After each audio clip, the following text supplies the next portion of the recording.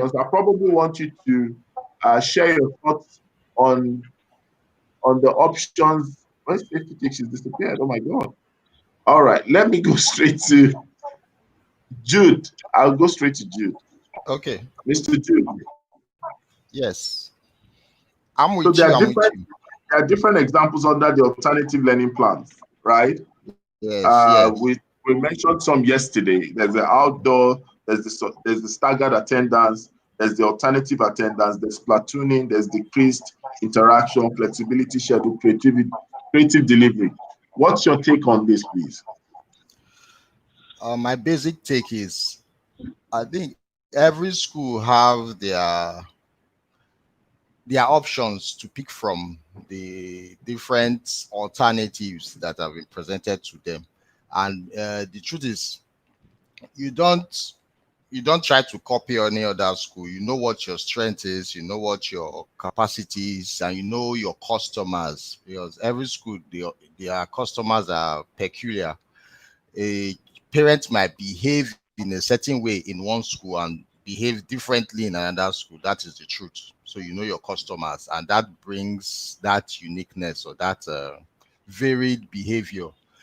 So for low income school, I believe the best option would be for that plan Rhoda was talking about when he talks about using devices close by and maybe beaming the lesson or beaming the lesson in a short distance wave or short wave distance. Then for high end school that can afford LMS and all that, they're already on it and they're already taking their classes online. So if we are going to resume face-to-face classes, definitely it's not going to, even if we are going to be doing 3 times a week or 2 times a week plan, it's definitely not going to be a normal scenario which we are all used to, and we couldn't be we should not be even be planning to go to the normal scenario, definitely. So if you are going to be doing 3 times a week face to face, then the 2 days or the 3 days you are not coming to school is going to be fully blended. So it means your curriculum or your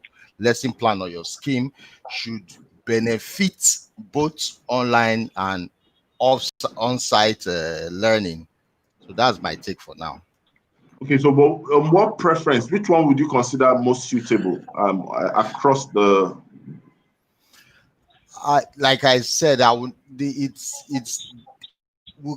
gave us they gave us several options, so I cannot pinpoint for any school that this would be beneficial for them, because every school has their unique customers. So, and you find out that some, even now that everybody is online or practicing virtual classes fully, you see some parents, they will say they want Zoom, and other parents, they will say they want Microsoft Team, and you get it. So it depends on your peculiarity of your customers and how you want to work with them, and what your teachers too, because you also put teachers into consideration, what your teachers can manage effectively. And every school is having different kinds of teachers in terms of how they integrate or how they use technology, or how they are comfortable with using technology. And we can't force any kind of material or any kind of technological know-how on teachers if they are not comfortable with it. So it's based on what you know work for your school peculiarly and what your customers are comfortable with. Okay, let me go straight to Safety Chick is not back yet. Let me go straight to Rhoda. Let's have Rhoda. Rhoda, what's your take on that? Good morning. I thought I was good morning. I thought I was the last person in your. Anyway, I think let me start by saying I wish there was a bit more guidance around what the new academic calendar would be, because then that would inform a number of things. So if the academic calendar was reset in a way that we understand if there is going to be a third term, or if there's going to be an expedited third term before a new academic session, that kind of guidance, especially with the academic calendar, would help a lot of people plan with all of the options that is given. And no one really can speak for, like, I don't canvass for one solution for all of the schools in Nigeria because we don't have the same offerings.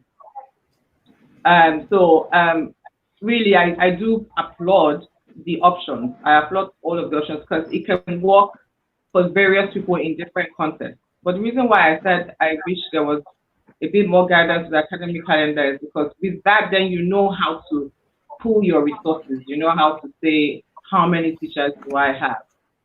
Can I actually plan a staggered attendance? Or is platooning going to be better for me?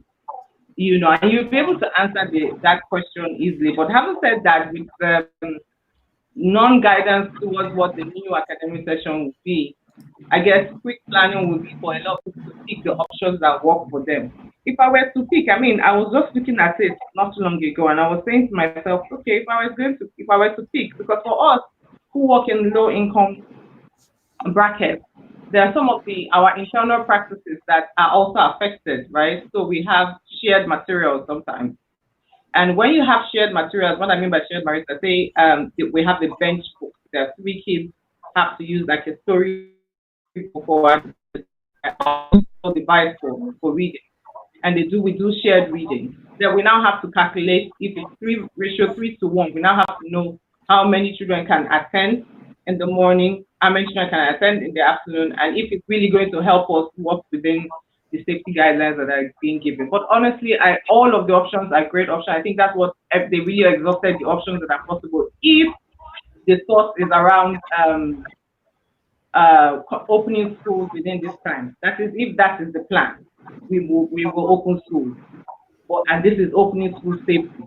I guess all of the options are going to work for different groups of people. All right. Thank you for that. So, Titi, hello, Titi. Yes, Rotimi, I'm here. Good morning. Good morning.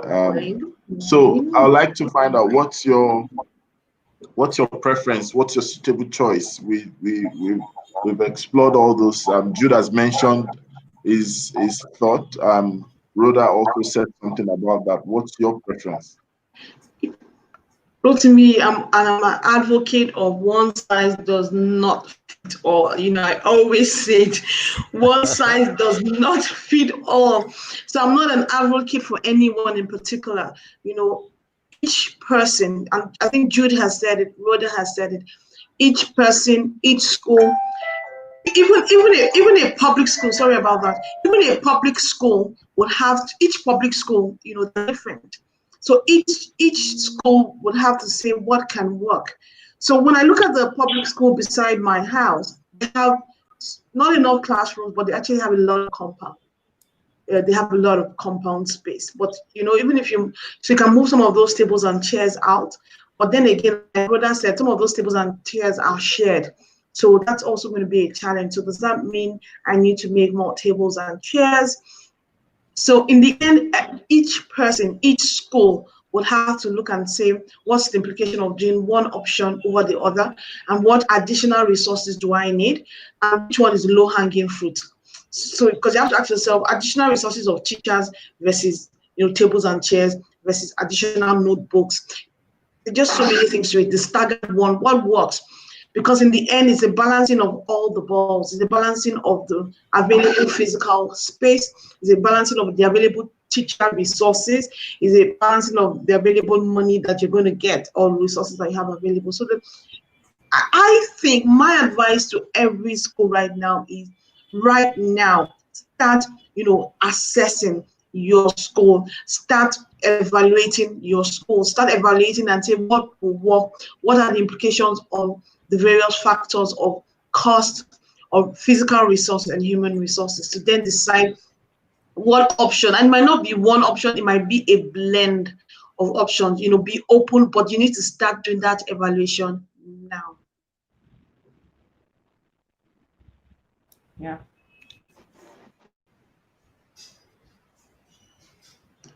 Totally agree. Yeah, Rotimi, are you there? And the important thing about that evaluation is because, as it affects, which is why I was hoping that there was a bit more guidance when it comes to the academic calendar, because then you want to know, what sort of learning is going to happen, because that also determines. You're going to look at your timetable and say, what's going to be my timetable? What is going to be most important to place on my timetable? Is the capacity I have to place that on my timetable and things like that. And so you want to say, am I going to implement remediation? Am I going to implement acceleration? What does the calendar say to me to be able to implement all of that learning experience? So it's a lot of planning, which is why the idea of shared improvement plans, especially within groups with the same bracket of, income levels, will help you because you can share ideas and find out what works best. I think even each of the interventions they work for one subject and it might not work for another subject, and that's very critical to take note of. It might work for English language, but it might work for mathematics. It might work for science. So it seems they should be like every school should map out their roadmap to details in terms of how the intervention is going to suit one subject and also improve another subject. Perfect. EBEN.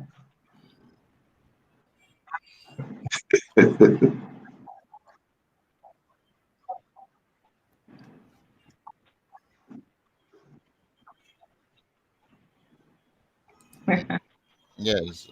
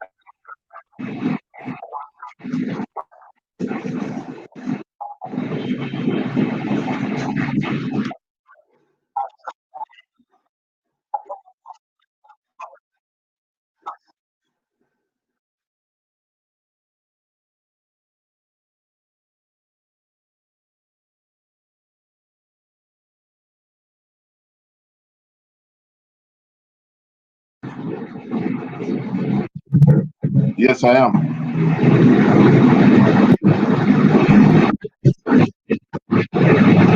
Okay. Thank you so much. Yesterday we had this focus. I'm sure Titi will recall when she mentioned that, our preference would be that secondary schools definitely should look at the possibility of resuming. And then we still have to keep mute on the students in the primary school. Titi, can you remember you said that? Yes, I can. Honestly, yes, I can. And I've always said my reasons. The fact that if you're going to school and the children are going to be wearing masks, that's really my main concern. As long as they're going to be wearing masks, the younger children are just not cut out for that. They're not cut out for keeping their mask on, not touching their face regularly, not playing with it. I'm also worried in terms of health, concerns of them, in my mind obstructing their flow. I know my younger son, I just can't imagine. To them, they're a game, they'll turn into something that for play, they'll touch themselves. Despite the fact that I repeatedly said social distancing, if an auntie comes as a favorite auntie, I just see him run off to go and give her a hug. And I'm like, what happens about not going and, and we've been on this lockdown for 3 months. I repeatedly said that, but that's what happens. So they see a favorite teacher, they're wearing their mask, they just forget all, Miss Wanda. And they give it like, do you understand? My friend they've not seen, they just haven't gotten there yet. So those are my concerns. And because they are younger, it's easier for them to catch a number of things. I mean, someone said a fantastic comment on one of these mom groups. He said that, do you know that in all the time they've been home, her child has not had usual cold and cough and all those things that he normally has, like almost like every other week. So just to allow you, appreciate how much there's a lot of transmission among younger people. That's why I'm honestly don't care on this to say that for primary school, Okay, so you actually mentioned something, and I think we need to quickly ask. And I'm going to ask everyone. So all the panelists or all the analysts I would like your thoughts on this. So what should be parents? So we know parents are in the mix in this situation. We seem to be talking about the federal government. We seem to be talking about the schools. We seem to be talking about the teachers. But let's talk about the parents themselves. What should be the disposition of parents this period? Because there's a lot that will evolve around parents. Absolutely a lot that will evolve around parents. You even mentioned that that conversation of not having so much of cold infection and all that, which means that there's a tendency that even outside the issue of COVID, the moment children go back to school, we might witness all this usual flu infections and all that. And the hospitals are already overwhelmed with the reality of anything that looks like a symptom that is near COVID-19.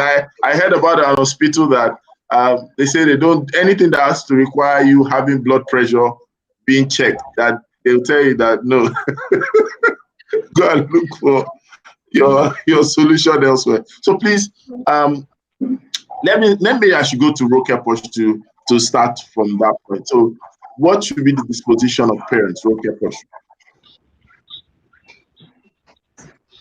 I really can't dictate what the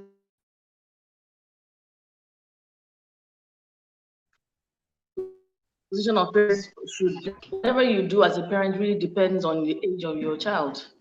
Okay, they catch colds and things. My daughter is 14 years old and I cannot even remember her catching a cold or even being ill.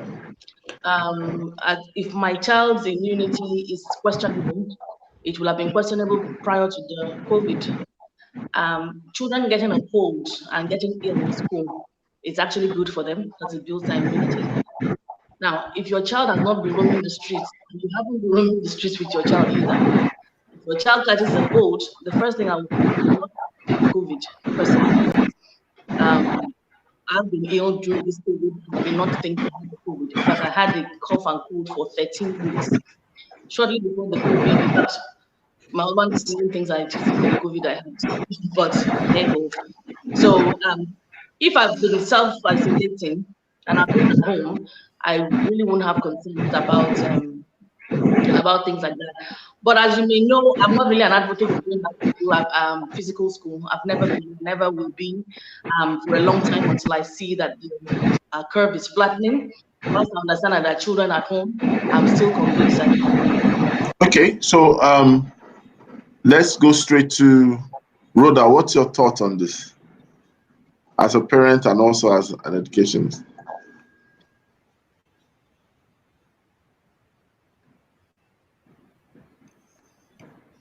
So your mic, Rhoda. I'm so sorry. Believe me, I have taken a firm decision about my own children not going back to school, regardless of whether their school open or not. I will. I have opted pre-opted the online version of school, whatever the school has. They don't go up and be out.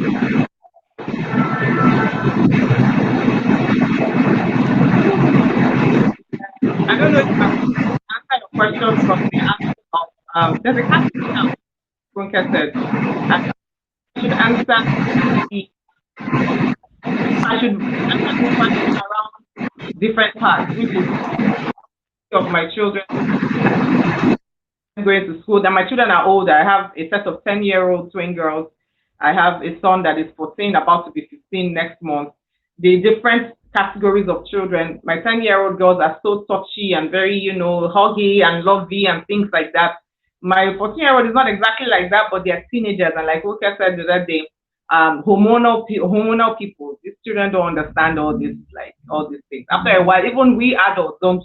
If you can see our adults on the road. The other day I went down the road to go and get something, and no one was wearing a mask. Well, maybe not. Let me not say no one, but if I saw like 50 people, I saw one person wearing a mask, and things like that.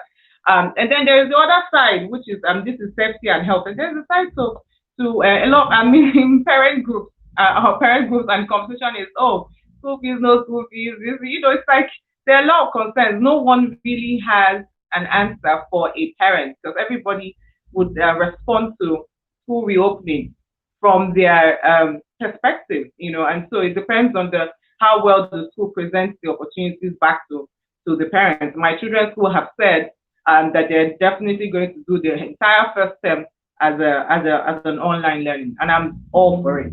So much all for it. So, but everybody is different. I mean, you have to really look at what it means to you. For me, it's easy for me to. I can speak for myself and the age group of my children because they are old and they can support themselves. There's a level of self-study, independent study that they have, and they don't need that kind of stuff. I don't have a kid that is in the early years. I can imagine that it's going to be definitely different for a parent who has a child in the early years and who has to go to work. In my own case, we have where I work, we have a work from home plan. So there are a couple of things that work for me in that sense, in perspective as a parent. So imagine all of that, playing all the cards on the table and figuring out which work, which is why I like the idea that there are options. And I think there should be options.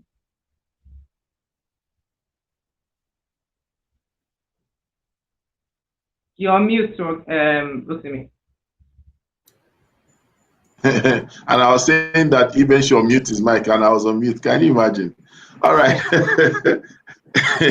When the mute gets muted or the muted gets muted. All right. Eben, are you there? Why are you forgetting the question? Are you joining the fainting challenge? He's a parent. So he's sending messages. I can see his messages coming through already. Eben, I hear. Okay. All right. So we're talking about parents' perspective, where we look at all these conversations. We've talked about the school, we've talked about federal government, but what's the disposition to parents, especially looking at the fact that Titi mentioned the concern about going to school, infection, and how this whole saga can turn out to cause a scare. Thank you very much.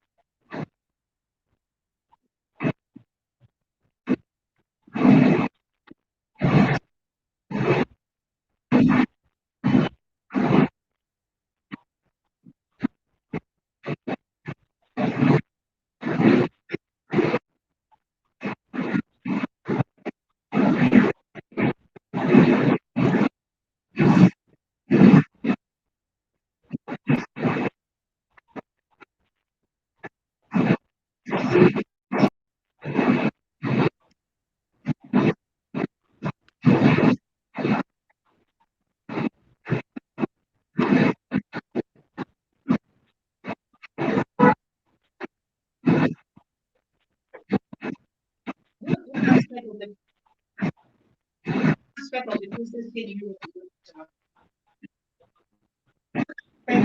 processing? Because it's not about the processing.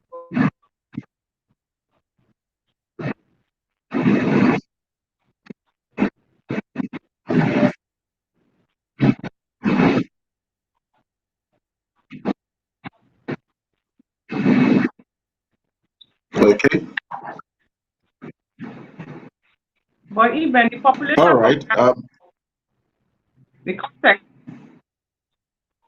Yes, Ghana is, as at their last 2018 poll, they were like 29, just roughly 30 million people. That's probably the number of children we have, school-age children. So our context, is so like different when managing, you know, and capacity to manage stuff like that kind of short distancing. What they call it again was like a part of your place. You know, you have a temperature designed. So you see, which is a lot. Then we are program. I imagine seems that the network is failing at your end, Rhoda. Oh, sorry about that. I was saying Eben, hold your thought, please. Eben, let's hear from Jude. Let's hear from Jude. Oh, okay. For what parents will be thinking now, I think I want to come also from the perspective of teachers. This is the time to become creative in your teaching and your delivery of instruction, because it matters a lot in what kind of topic matches the options you have.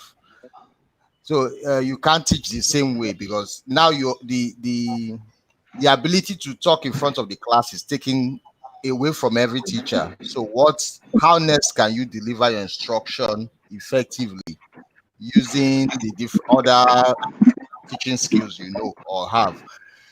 And this is when creativity comes in the classroom. Because some topics, what I see is, even if we're asked to begin third term or first term, some topics cannot be taught the same way. Some topics cannot be taught the same way. So a lot of research has to be taken into consideration when it comes to how you are going to deliver your instruction. So I don't know how teachers go about that, but I think there are a lot of resources online. Common Sense Media, PBL teachers and all that. They can actually look at project-based learning as a closer alternative to delivery of instruction and engaging students. And for parents, some of them there's a mixed feeling between them. Some want to go back, some don't want to go back, and we can't blame them for that. But it now depends on creativity, on how schools intend to engage students that will actually make a difference in this. So it's not a matter of going back or not going back. It's going to be a matter of how we're going to engage our students creatively, because innovation comes into play now. Innovation comes into play in your teaching practice. Innovation comes into play in what you know before and what you want to revert in your classroom. So I believe innovation is going to be speaking more now than ever.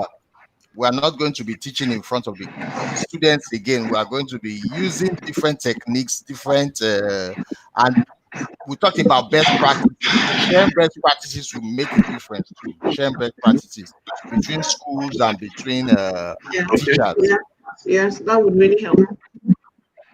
All right, thank you, Jude. I think we could head over to the comment section, and like I said, thank you to those who joined us for the first time and those who are sharing comments and questions. Let me just read some, and probably we use the opportunity to answer the questions that we have. Titi, are you there? Yes, I muted my Titi? mic. Yes, yes. Yes, please, could you do us the honor to read some of these comments and probably we'll get the questions answered? Okay, if you're called, I hope I got your name right. She said it is out of the question for children in their early years. It is not realistic to have them regather. How do you socially distance yourself from a child who needs a cuddle, who needs a diaper change, and who needs to eat?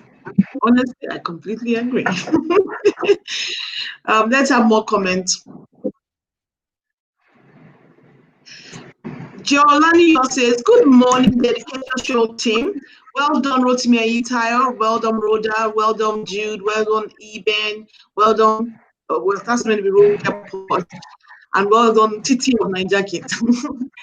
Okay, Kende Ojo is saying, in this wise, I'm of the view that parents should be more proactive as regards the health and well-being of their children or wards. Notice anything unusual health-wise, then get them medical attention. Keep them at home for proper care and monitoring till he or she fully recovers. I agree. Kenge Ojo is also saying that parents within the new normal posed by COVID-19 should not dump a sick child on the school. This will help a great deal. Even before COVID, they were dumping sick children on the school. How much more now? But parents should not dump a sick child on the school. Okay, that's from Kende Ojo. Joel Olanyo is saying, even if schools resume, Rotimi, you've taken the comment, I was reading the previous one. Even if schools open for secondary school students, I think that was in response to what I've said, one can only control, honestly, very valid, Joel, one can only control what happens within the school walls.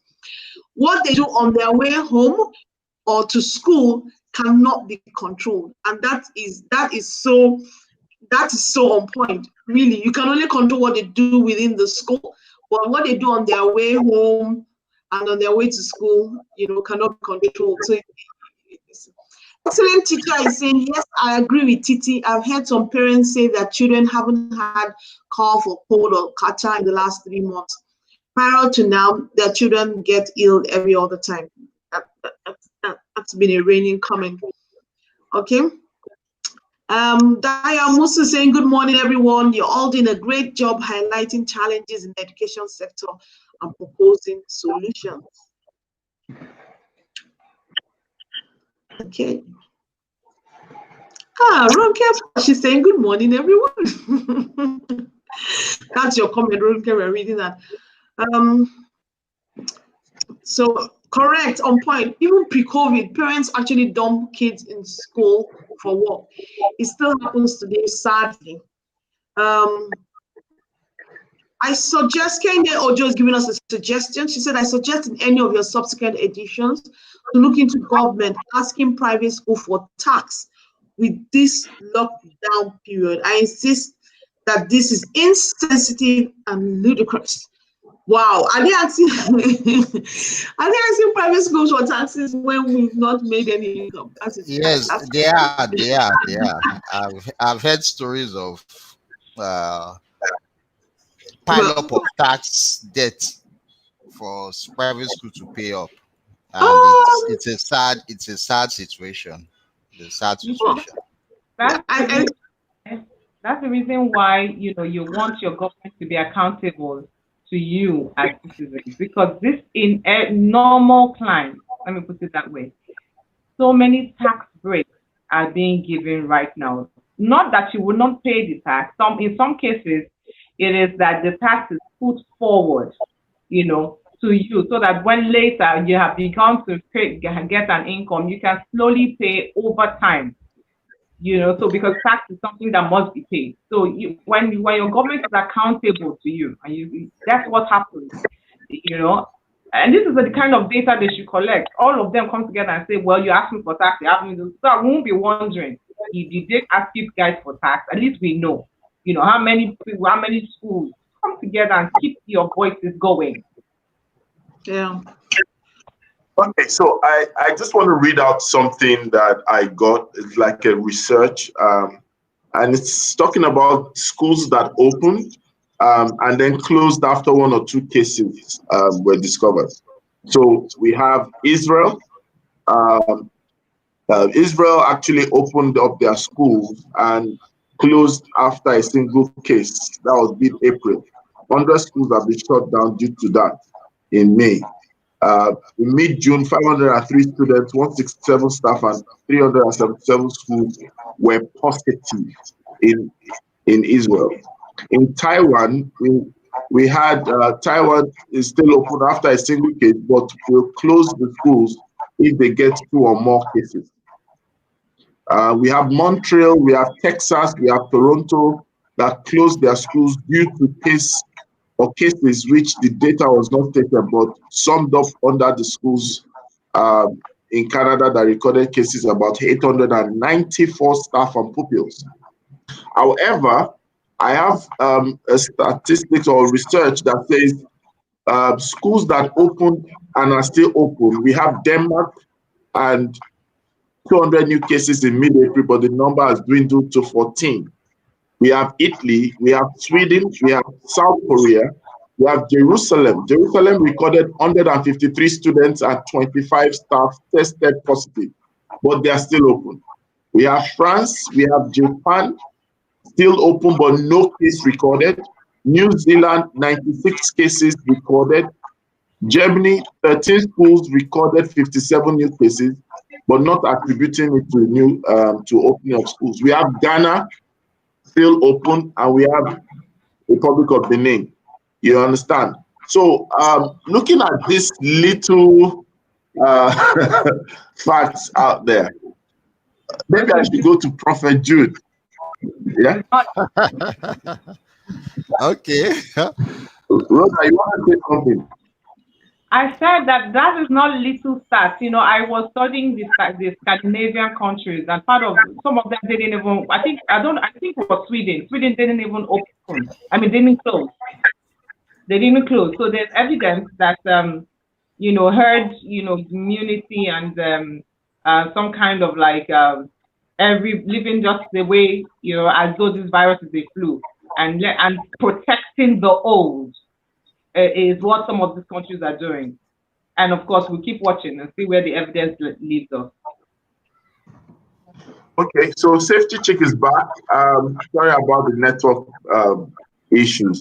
So Safety Check, I know you have a lot to say. Could you just try to pack them all up from the question to, you've heard a lot of the things we've been talking about, and also the stats I just read to everyone. What's your take? Should we be looking at schools opening and closing? Should we be looking at, what's your take? So this is what I think. I think that the guidelines is not for us to open our schools today or tomorrow or even next month. It's just for us to prepare for when that would eventually happen.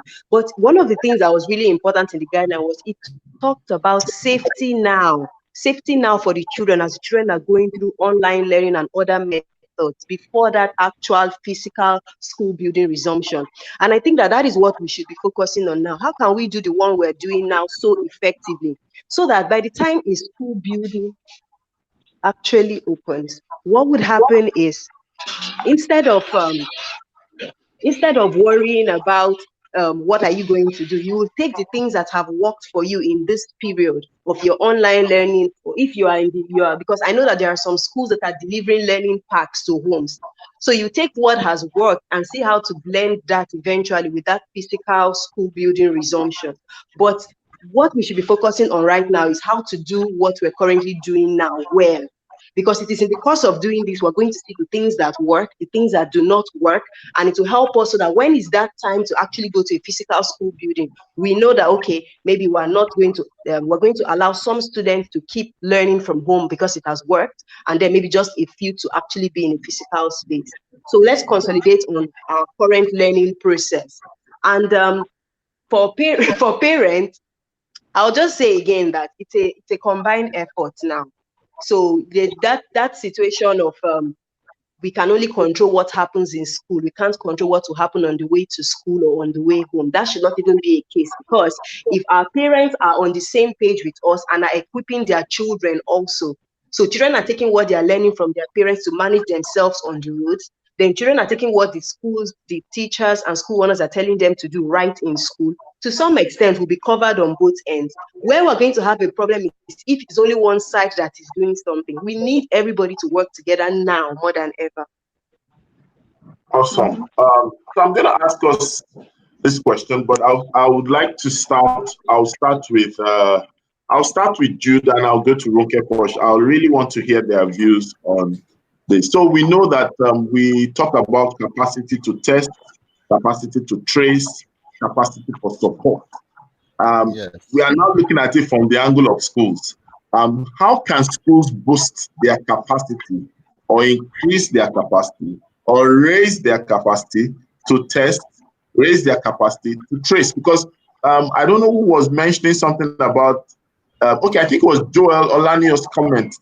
Titi, you were reading something about there's a lot that happens between after they leave the school and between the school and the home in terms of public transport and the likes. Yeah. So Jude, could you say something around that, and then I'll move to Ronke Posh. Okay. For that comment, very true, especially when it comes to public school.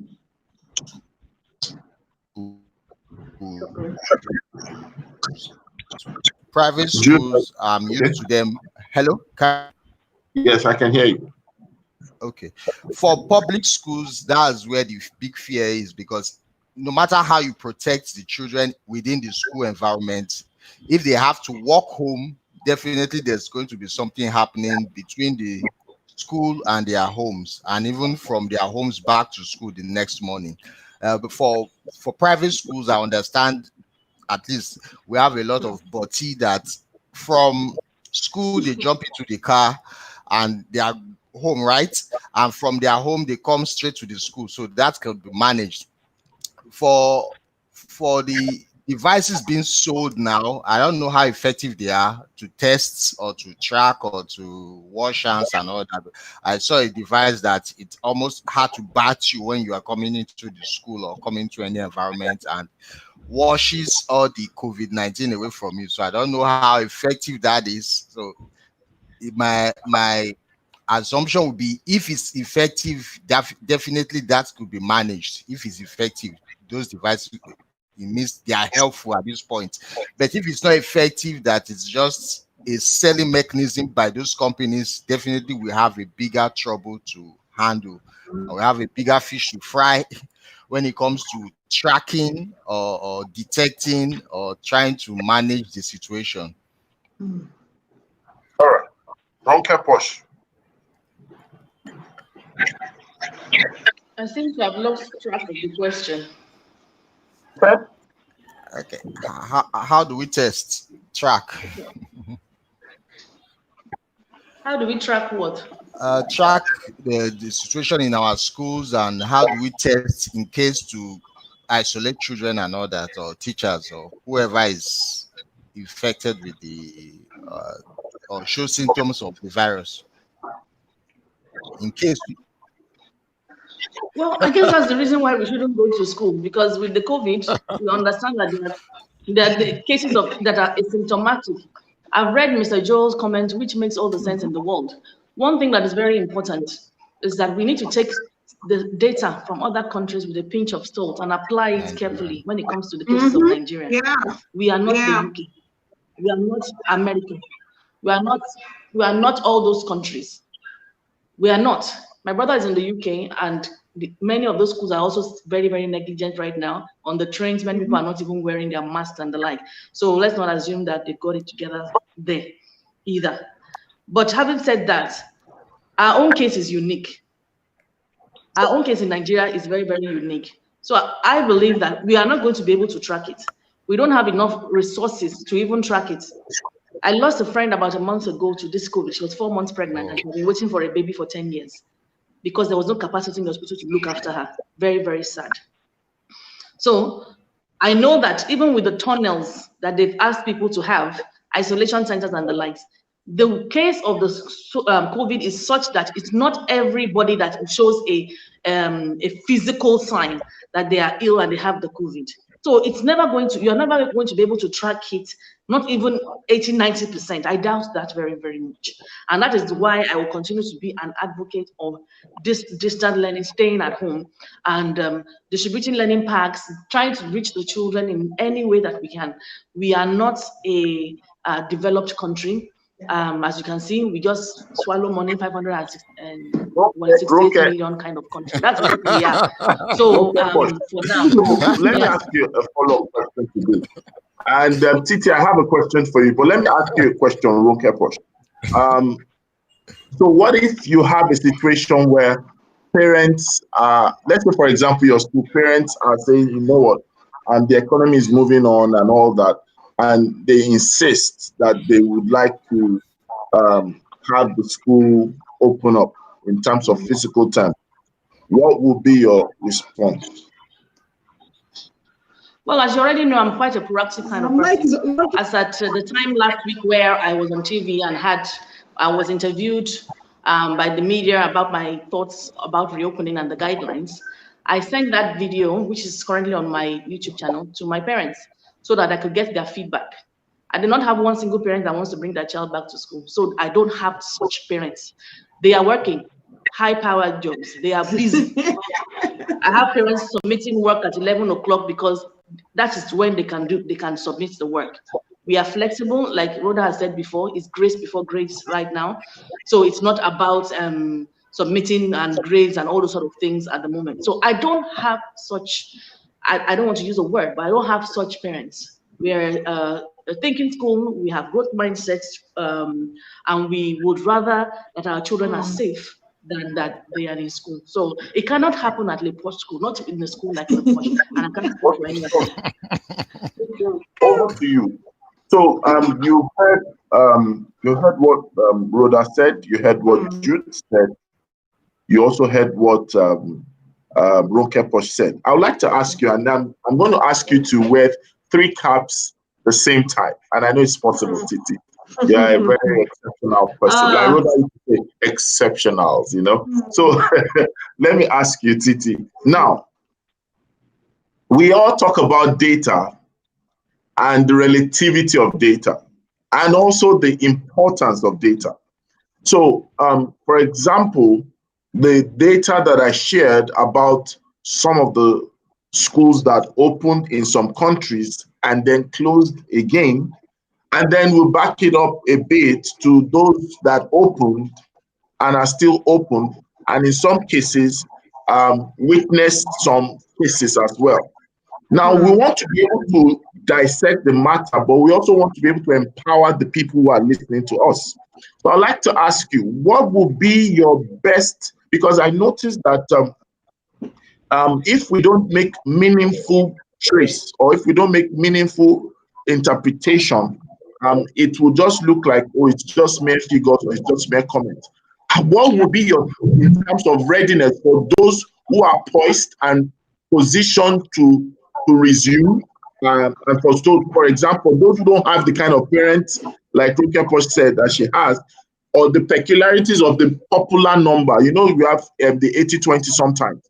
So when we look at it on a general spectrum, what would you say should be the position or the behavior? Because this is something the regulators need to look at, valid point. This is something the administrators and schools need to look at. What's your take on that?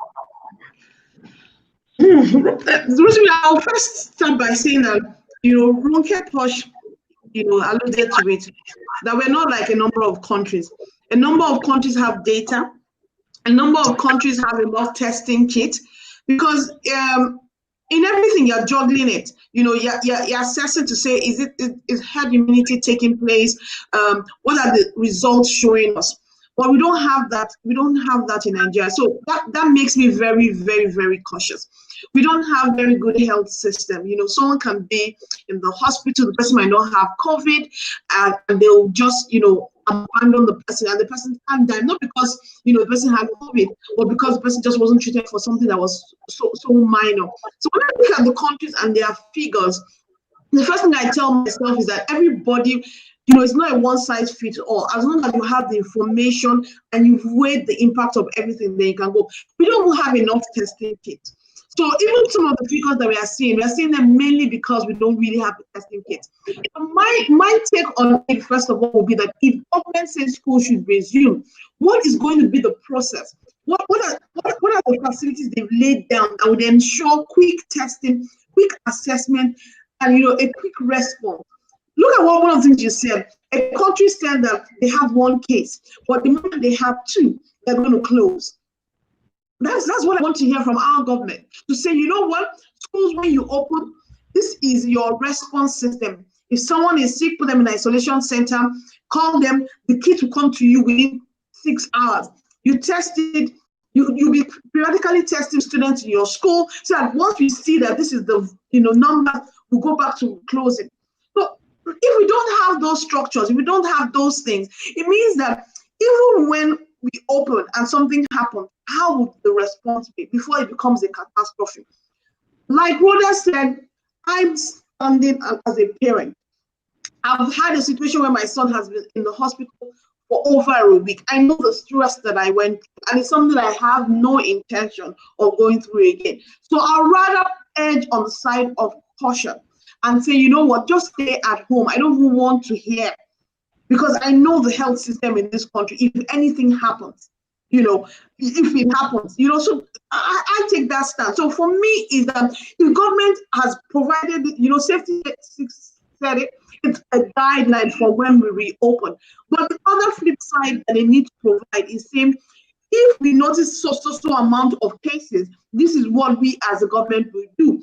How are we going to be testing for these cases? And that's really what it is. Where are the, things that you're positioning our schools to say, okay, we can quickly test, we can quickly set the result. So once we notice this is the action that we're going to take. So it's not enough to have the guidelines to open. We also need to have, the system that reacts when we start observing these data. I'm going to ask you, I'm going to ask Rhoda, but I'll start by asking safety check, so you can have a breather, right? Because one of the things I'm sure a lot of people are listening out there is, number one, a lot of people want hope, but beyond hope, a lot of people want answers. And I believe that that's why we're gathered here talking about this issue, not just to turn out rhetorics, but to be able to provide some measure of professional and expertise advice or counsel. So I'm going to ask Safety Chick, and I will come back to Rhoda, and then Titi, I will come to you. And please, Odetola, I have the last question, and also Jude, and then we'll be able to end the show. So Safety Chick. Yes, sir. Hello, Safety Chick. Now, you've heard what is happening, and permit me to play like a devil's advocate, right? Are we saying that we are doomed as a nation? Because everybody's saying we are not ready, we are not ready, we are not ready. Everybody is saying we are not ready, but they're going to supermarkets. They're saying we are not ready. They're buying foodstuff outside. They're saying they're not ready, and they're going on walks on Ikoyi Toll, on the side of Third Milan Bridge, on the side of their clubs in their estate. They're not ready, and some of them are having secret birthday parties. But in this same, we are not ready, right? Are we saying that we are doomed? There's no hope.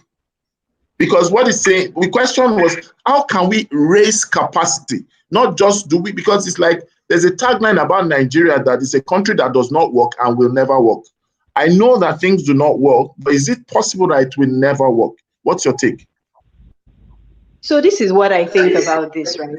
We have to plan on how we are going to live with this, because this thing is going to be here for a while. So we've got to plan how we are going to live with this, because like you rightly said, life is going on. People are already doing all sorts of things. So if we are moving in all other directions, why do we want education to halt? So now the priority is not about a physical school building. It's about ensuring that education still happens regardless. So yes, there are guidelines to ensure that safety when a physical school building opens. But even before that happens, what are you doing now? How are we going to ensure that education still happens? And that is why we must leverage all the alternative methods we are using at this time, which is the various online platforms, distribution of learning paths, and begin to fine-tune a system that works for our unique context. Because the truth is, not all schools would use a particular method because they are faced with different realities. So we need to look at what we have and begin to work with it. Let's stop having this thing that, okay, it won't work, we're waiting for the government has not done it. As yes, the government has not done. What are we doing in our own little right? One of the things I appreciated about Mrs. Posh's school is that they still had graduation recently. So if more schools are thinking like that, we will see that things are still going to work. Let the thing that we'll be saying later is, oh, government did not support. Not that things did not work because thank you so government much. did not show. Sorry, I might have to cut that short. So I know Rhoda is eager to say something because she has to go, and we're actually out of time. But I would really want to hear Rhoda. I would like to hear Titi, and then I'll come to the men of the house, the men of God, the prophet and the creative doctor. So Rhoda, very quickly, in less than 60 seconds. I mean, I guess, so the issue about testing, tracing data, when I was looking at our data, we have, first of all, we need to, there's a strain, and that is still being observed by WHO and all of the development agencies that are supporting COVID-19 and trying to understand what sort of strain different countries have. You know, it's still in works in trying to know what it is in particular. And I think that just the sheer data that we already have around, you know, first of all, we have 30-something thousand, about 40,000 tested, confirmed in Nigeria. And then over the testing, it's about 30 to 40% of our of those tested that have been confirmed to have COVID. So if you use that as a random sampling, and you just suppose that over the entire country, you see that if they were to test everybody, you could basically just say, okay, 25% of us, you know, will have COVID, and like Steve said, it's going to be something that we will live with. However, we just need to make sure that we're observing, you know, kind of safety guidelines that allows us to go on. A lot of Nigerians are saying locally, like, we don't have this. Country that needs to happen as well. And a lot of people still are in disbelief. People are still in faith.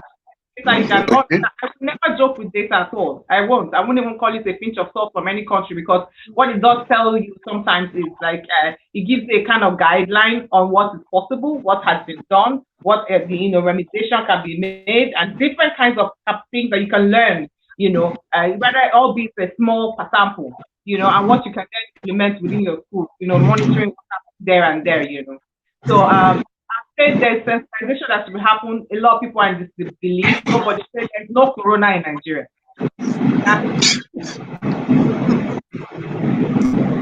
Okay, so Titi, I know that you have to help me out here in 20 seconds. And EBEN dropped a message. I'm going to drop it on the public domain. And it's a powerful comment because there's a blind spot to all these conversations that we are having. Titi, quickly mention that in the next 20 seconds. I think my only comment is, you know, learning must continue. Whether school physically opens or not, we must find a way to ensure the children continue to learn, you know, safely. That's really where I will close with. Okay, that's fantastic. Titi, I owe you biscuits for that. EBEN, please, can you say what you mentioned behind the scene? Can you tell the public? You raised a very, very valid point.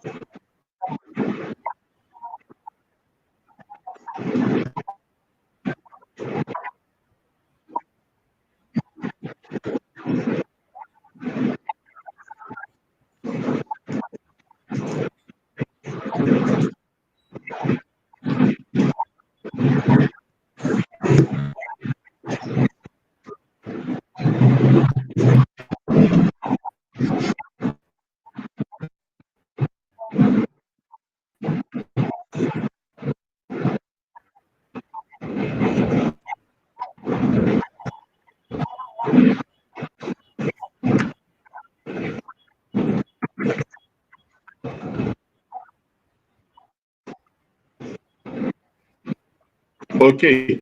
So let's have Jude and the final comment, please. Jude. Okay. I know. Maybe I don't. I like final comments when it comes to what we really believe and what we think people are assuming outside there. Like Safety Chicks was saying that we already know what is the take. It means when it comes to reality, what is the take in terms of resumption, or what it is take when it comes to what should be done. But sometimes we're just playing around. We're just playing around the assumption that something bad will happen. We already know that this situation is going to live with us for a very long time, and we cannot stop or keep the economy or keep our educational stance, make it stand still. So we just have to be proactive and do what we think or we believe should be relevant to achieving our goals in terms of education. All right. Thank you so much. I'm afraid this is where we will have to stop today. Thank you, Safety Chick. Thank you, Rhoda. Thank you, Ronke Posh. Thank you, Titi. Thank you, Prophet Jude. Thank you, Rotimi. I should thank myself as well. And those who joined us for the first time today, I will not miss the opportunity to ring the bell of blessing. I'm not using tech bell. Thank God, God is not here today. It's the original bells, prophetic bells. Do you understand? Yeah. I would like to thank you all. Excellent teacher. Shout out to you for consistency. Thank you, Joel Olani. Thank you, Learning Craft. Thank you, everyone who did something favor. If you're Joel, thank you all for joining Diamoso. We will see you tomorrow, and make sure you tell someone that it's always a great morning at the Good Morning Education Show. Ensure that you stay safe. And I trust that, of course, by the time we see tomorrow, we'll have great things to say. So thank you once again. Bye. Bye.